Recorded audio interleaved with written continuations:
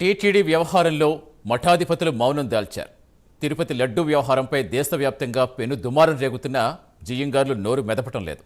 ప్రపంచవ్యాప్తంగా తిరుమల శ్రీవారి భక్తులు ఆందోళన చెందుతున్న జంతువుల కొవ్వు కల్తీపై ఇంతవరకు మఠాధిపతులు, పీఠాధిపతులు స్పందించలేదు.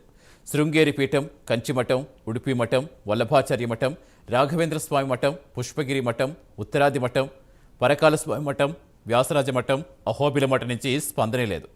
ఇక భాష్యకారుల సిద్ధాంత పీఠం, అవధూత దత్తపీఠం, మఠాధిపతులు, తిరుమలలో మఠాలు, పీఠాధిపతులు ఉన్నా స్పందించకపోవడంతో విమర్శలు వస్తున్నాయి.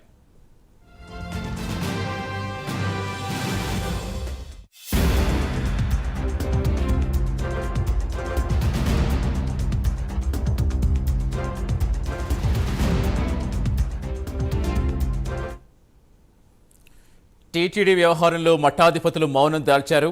తిరుపతి లడ్డూ వ్యవహారంపై దేశవ్యాప్తంగా పెను దుమారం రేగుతున్న జియ్యంగార్లెవరూ నోరు మెదపటం లేదు.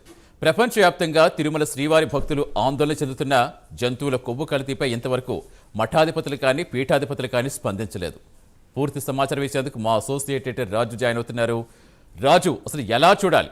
దేశవ్యాప్తంగా, ప్రపంచవ్యాప్తంగా హిందువులంతా ముక్త కంఠంతో ఖండిస్తుంటే ఇప్పటివరకు మఠాధిపతులు ఎవరు కనీసం స్పందించకపోవటం?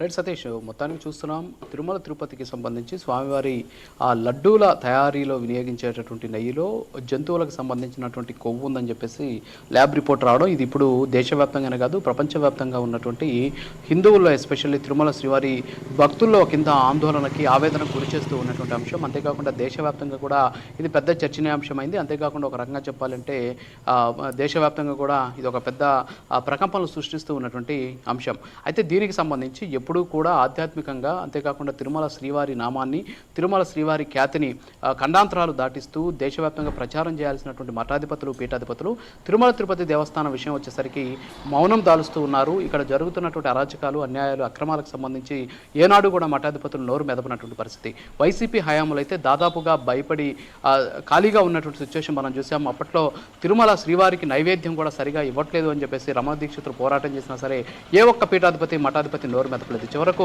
తిరుమల శ్రీవారి కైంకర్యాలను పర్యవేక్షించాల్సినటువంటి జియ్యంగార్లు కూడా తిరుమల ఇప్పటి వరకు స్పందించినటువంటి పరిస్థితి. ఇదంతా కూడా చూస్తూ ఉంటే మఠాధిపతులు, పీఠాధిపతుల మౌనం వెనక ఉన్నటువంటి భయం ఏంటి అనేది ఇక్కడ మనకు స్పష్టంగా తెలుస్తుంది. అయితే చాలా వరకు కూడా మఠాలు ఉన్నాయి, ఎస్పెషల్లీ తిరుమల తిరుపతి దేవస్థానానికి సంబంధించి.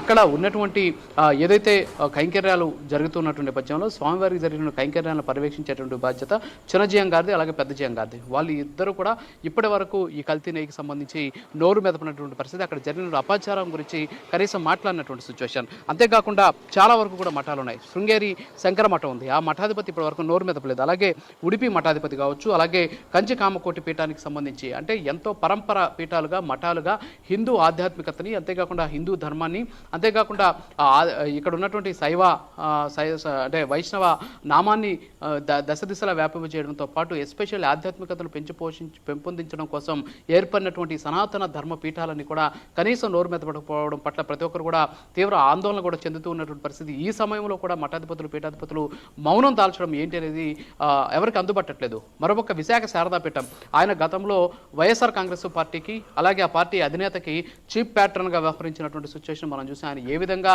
ఆ రోజు అక్కడ ఉన్నటువంటి ప్రభుత్వానికి, ఎస్పెషల్లీ జగన్మోహన్ రెడ్డికి రాజగురువుగా ఆయన ఆ రోజు ఉన్నటువంటి పరిస్థితి. మరి ఆయన కూడా ఇప్పటి వరకు కనీసం నోరు మెదపలేదు. ఆయనకు సెక్యూరిటీ తగ్గించడంలో, లేకపోతే ఆయనకు సంబంధించినటువంటి ఏదైనా అన్యాయం జరిగితేనో వెంటనే బయటకు వచ్చేసి ప్రభుత్వాల మీద దుమ్మెత్తిపోసేటటువంటి ఆయన పీఠాధిపతి కూడా ఈ రోజు వరకు కూడా స్పందించినటువంటి పరిస్థితి. ఇక దీంతో పాటు తిరుమలకు సంబంధించి తిరుమలలో ఉన్నటువంటి మఠాల్లో వల్లభాచార్య మఠం ఉంది, ఆ మఠాధిపతి మాట్లాడలేదు. రాఘవేంద్ర స్వామి మఠం ఉంది, పుష్పగిరి మఠం ఉంది, ఉత్తరాది మఠం ఉంది, అలాగే చెప్పుకుంటూ పోతే ఇక్కడ పరకాల స్వామి మఠం ఉంది, అలాగే వ్యాసరాజ మఠం ఉంది, అహోబిల మఠం ఉంది, అలాగే మూల మఠం ఉంది. ఇలాగా చెప్పుకుంటూ పోతే అనేక మఠాలు ఇక్కడ ఉన్నటువంటి పరిస్థితి. ఎస్పెషల్లీ ఈ మఠాలకు సంబంధించినటువంటి మఠాధిపతులు, పీఠాధిపతులు ఎవరు కూడా స్పందించట్లేదు. అవధూత దత్తపీఠానికి సంబంధించినటువంటి మఠాధిపతి స్పందించలేదు.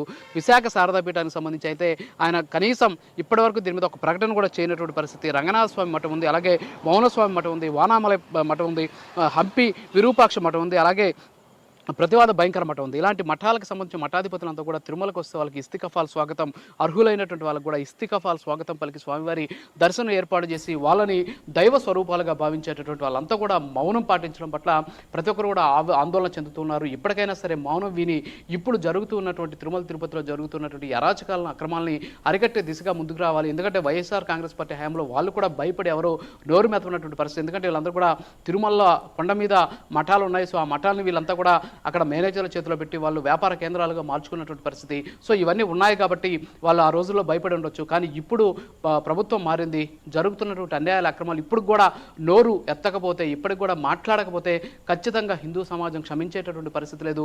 మీరు ఎంచుకున్నటువంటి సనాతన ధర్మ మార్గం కావచ్చు, అంతేకాకుండా ఏదైతే మఠాది అంటే పరంపరగా వస్తున్నటువంటి మఠాలు పీఠాలకు సంబంధించినటువంటి చెప్పినటువంటి సిద్ధాంతాలు ఏవైతున్నాయో వాటికి విఘాతం కలిగించిన వాళ్ళు అవుతారు. కనీసం ఇప్పుడైనా సరే మఠాధిపతులు పీఠాధిపతులు బయటికి రావాలని చెప్పేసి భక్తులంతా కూడా కోరుతూ ఉన్నటువంటి సిచ్యువేషన్ కనిపిస్తుంది. Satish. Right, thank you Raju.